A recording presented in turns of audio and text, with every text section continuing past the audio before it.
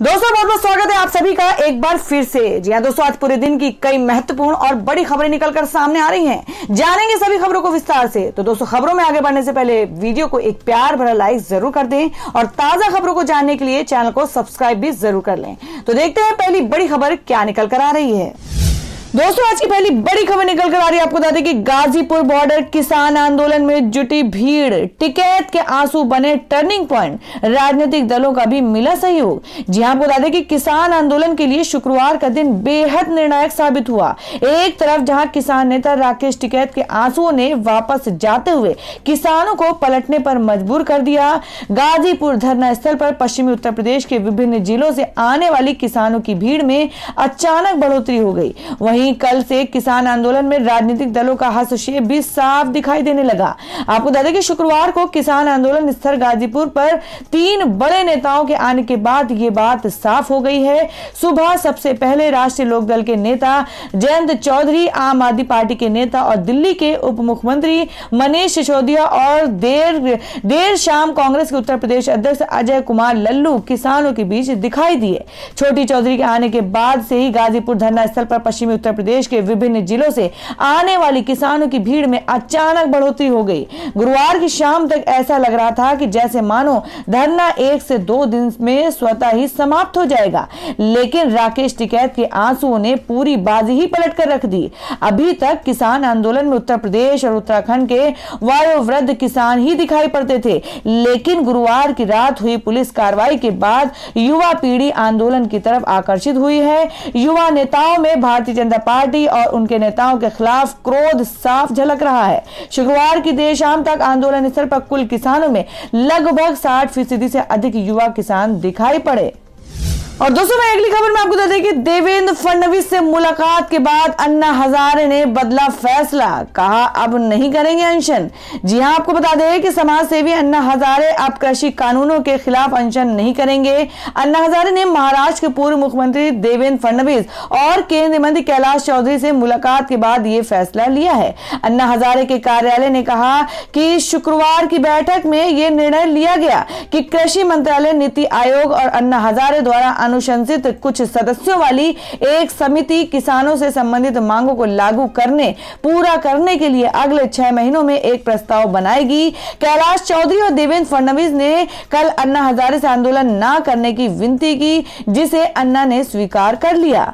बता दें कि लगभग 2 सप्ताह पहले अन्ना हजारे ने प्रधानमंत्री नरेंद्र मोदी को एक पत्र लिखा और अपना फैसला दोहराया कि वह जनवरी के अंत में दिल्ली में किसानों के मुद्दे पर अंतिम भूख हड़ताल करेंगे।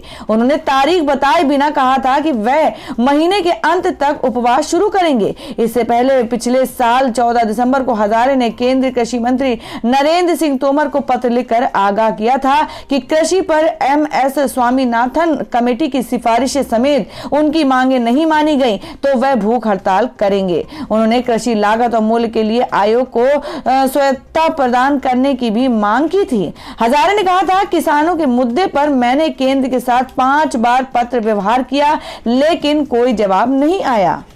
और दोस्तों, मैं अगली खबर निकल कर आ रही है। आपको बता दें कि मुंबई लोकल ट्रेनों में 1 फरवरी से आम लोग कर सकेंगे सफर, टाइम स्लॉट तय, इस वक्त कर सकते हैं यात्रा। जी हां, बात करें कि मुंबई में लोकल ट्रेन सेवा 1 फरवरी से सभी के लिए उपलब्ध होंगी। महाराष्ट्र की उद्धव ठाकरे ने नेतृत्व वाली सरकार ने शुक्रवार को इसको लेकर आदेश जारी किया है, जिसमें कहा गया है कि सोमवार 1 फरवरी से मुंबई लोकल पूरी क्षमता के साथ चलेगी। हालांकि पूरे दिन ट्रेनें नहीं चलेंगी, इसके लिए समय तय किए गए हैं। जी आपको बता दें कि बीते साल मार्च में कोरोना संक्रमण फैलने के बाद मुंबई लोकल को रोक दिया गया था। लॉकडाउन हटने के बाद कुछ ट्रेनों को काफी शर्तों के साथ शुरू किया गया था। केवल कुछ श्रेणी के यात्रियों को ही मुंबई क्षेत्र में लोकल ट्रेन से यात्रा करने की अनुमति दी गई थी, जिसमें महिलाएं और आवश्यक सेवाओं से जुड़े लोग शामिल हैं। लोकल ट्रेन को दोबारा पूरी क्षमता के साथ शुरू करने के लिए हाल ही में राज्य सरकार, रेलवे और BMC के अधिकारियों की बैठक हुई थी, जिसके बाद मुंबई की लाइफलाइन कही जाने वाली लोकल ट्रेन को फिर से शुरू किया गया है। बता दें कि कोरोना संक्रमण के पहले मुंबई लोकल से औसतन 85 लाख यात्री रोजाना यात्रा करते थे। रोजाना 32,000 ट्रेनों से ये यात्री चलते थे। महाराष्ट्र में कोरोना वायरस संक्रमण के मामले देश में सबसे ज्यादा आए, वहीं मुंबई में भी संक्रमण बहुत ज्यादा रहा। इसको देखते हुए भी राज्य में सख्ती ज्यादा की गई। तो दोस्तों, खबरों में आगे बढ़ने से पहले जान लेते हैं आज के माइंड क्विज के सवाल को। आज का सवाल है, आपको बताना है कि चार मीनार किस राज्य में स्थित है। इसका जवाब आपको वीडियो के नीचे कमेंट बॉक्स में देना है और सही जवाब देने वाले को रैंडमली सिलेक्ट किया जाएगा और वो जीत सकते हैं बम्पर पुरस्कार। तो बढ़ते हैं अगली खबर की ओर। और दोस्तों, मैं अगली खबर में आपको बता दें जिसमें अरविंद केजरीवाल बोले, कहा किसानों को मेरा पूरा समर्थन, उनके विरोध को बदनाम करना सरासर गलत। जी हां, बात कर रहे हैं कि दिल्ली के मुख्यमंत्री अरविंद केजरीवाल ने शुक्रवार को किसानों के विरोध के लिए अपनी सरकार का समर्थन बढ़ाया और कहा कि किसानों की मांग पूरी तरह से वैध है और किसानों के विरोध को बदनाम करना गलत है। संघ नेताओं के खिलाफ झूठे दावे करते हैं। किसान यूनियन नेता ने इससे पहले गाजीपुर सीमा पर विरोध कर रहे किसानों को दिल्ली सरकार के समर्थन के बारे में ट्वीट किया था। केजरीवाल किसान नेता राकेश टिकैत के असत्यापित खाते से एक ट्वीट का जवाब दे रहे थे, जिसमें उन्होंने किसानों के लिए सीमा पर व्यवस्था बनाने के लिए उन्हें धन्यवाद दिया था। मुख्यमंत्री ने भारतीय किसान यूनियन के प्रवक्ता राकेश टिकैत को संबोधित करते हुए कहा, केजरीवाल ने अपने ट्वीट में लिखा, राकेश जी, हम पूरी तरह से किसानों के साथ हैं, आपकी मांगे जायज हैं। किसानों के आंदोलन को बदनाम करना सरासर गलत है। किसानों को देशद्रोही कहें और इतने दिनों से शांतिपूर्वक आंदोलन कर रहे किसान नेताओं के खिलाफ झूठे मुकदमे करें। बता दें, किसान यूनियनों ने गुरुवार को प्रदर्शनकारियों के बीच एकता की भावना को मजबूत करने के लिए दिल्ली में सिंगू सीमा में सद्भावना रैली निकाली। राष्ट्रीय ध्वज के साथ दो पहिया वाहनों के साथ कई ट्रैक्टरों ने 16 किलोमीटर लंबी रैली में भाग लिया, जो कुंडली मानेसर पलवल राजमार्ग की शुरुआत तक चला। किसान नेताओं दलजीत सिंह डलेवाल, दर्शनपाल ने कई अन्य लोगों के बीच कहा कि मार्च का आयोजन उन ताकतों का मुकाबला करने के लिए किया गया था जो प्रदर्शनकारी किसानों को धार्मिक लाइनों के अनुसार और राज्यों के अनुसार विभाजित करने की कोशिश कर रहे थे और ये भी दिखाते थे कि वे तिरंगे का सम्मान करते हैं। दिल्ली यातायात पुलिस ने शुक्रवार को कहा कि सिंगू, औचंदी, मंगेश, गाजीपुर और कई अन्य सीमा बिंदुओं को बंद कर दिया गया और यात्रा के लिए वैकल्पिक मार्ग प्रदान किए गए थे। राष्ट्रीय राजधानी में यह रैली मंगलवार को गणतंत्र दिवस समारोह के दौरान किसानों की ट्रैक्टर परेड के 3 दिन बाद आई है। प्रदर्शनकारी किसानों में से एक की मौत हो गई, जबकि 26 जनवरी की झड़पों के दौरान लगभग 394 सुरक्षाकर्मी घायल हो गए। और दोस्तों, में अगली खबर निकल कर आ रही है, आपको बता दें कि इंदिरा गांधी के लुक में कंगना रनौत की तस्वीरें वायरल, जल्द पूर्व पीएम के किरदार में आएंगी नजर।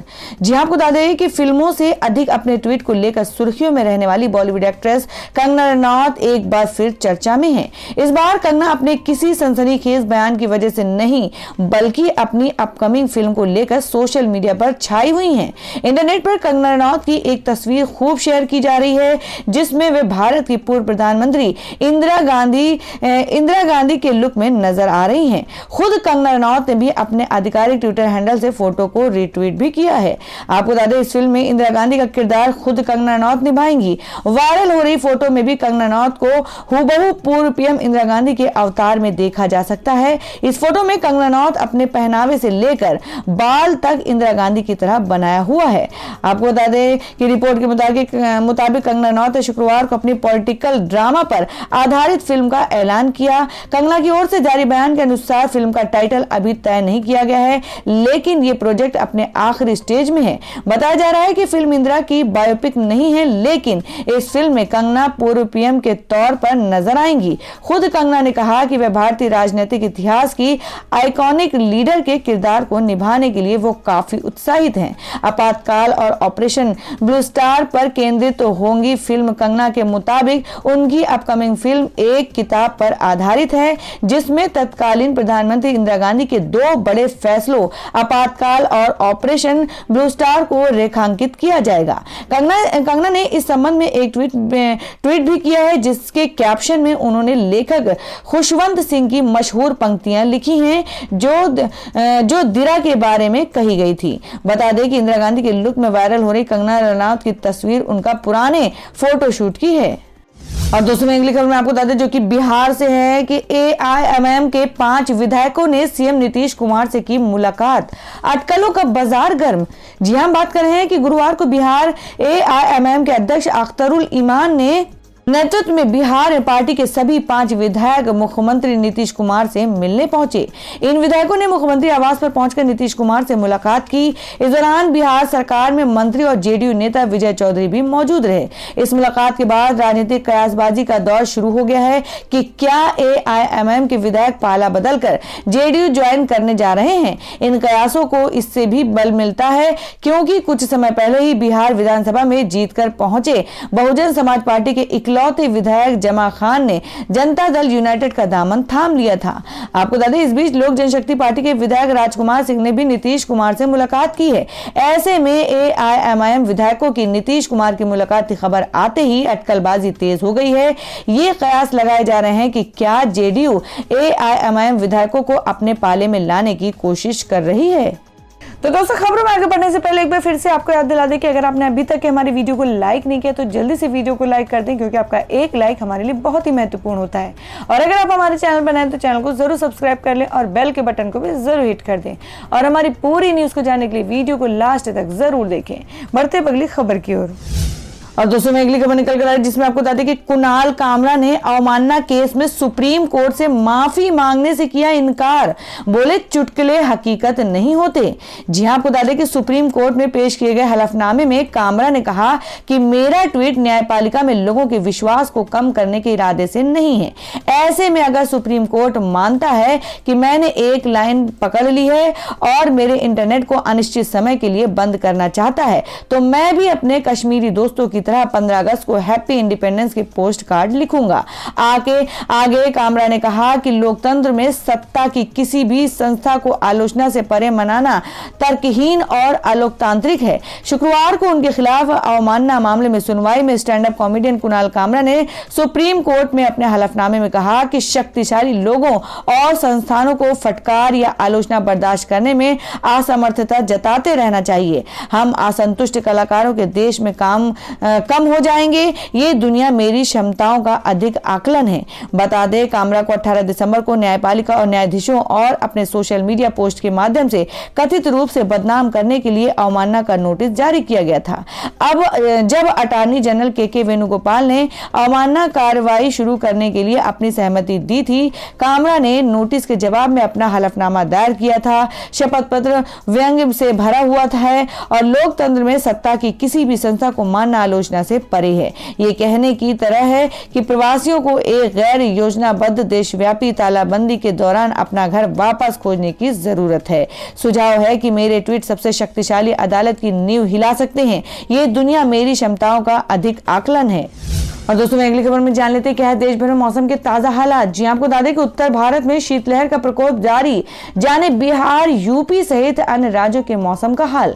जी हां, बात करें कि उत्तर भारत के कई भागों में शीतलहर का प्रकोप जारी है और ठंड से अभी राहत मिलने की संभावना नहीं है। जानकारी के मुताबिक ठिठुरन भरी सर्दी का ये सिलसिला अभी आगे भी जारी रहने की संभावना है। राजधानी दिल्ली में अगले 2 दिनों तक शीतलहर का प्रकोप जारी रहने का अनुमान है। झारखंड के कुछ इलाकों में बारिश हो रही है। मौसम विभाग ने चेतावनी से भरी एक एडवाइजरी जारी की है, जिसमें साफ किया है कि जनवरी के अंत तक देश के कई राज्यों के हिस्सों में शीतलहर का प्रकोप रहेगा। मौसम फिर करवट लेगा और देश के कुछ इलाकों में बारिश की संभावना बनी हुई है। तो दोस्तों, ये थी अब तक की सभी बड़ी खबरों की अपडेट्स। टुडे ब्रेकिंग न्यूज और लेटेस्ट खबरों को देखने के लिए हमारे चैनल को सब्सक्राइब जरूर कर लें। वीडियो को लाइक और शेयर भी जरूर कर दें अपने दोस्तों और रिलेटिव्स के साथ। तो दोस्तों, फिर मिलेंगे काम की खबरों और सरकारी योजनाओं की एक और नई वीडियो के साथ। तब तक के लिए धन्यवाद दोस्तों।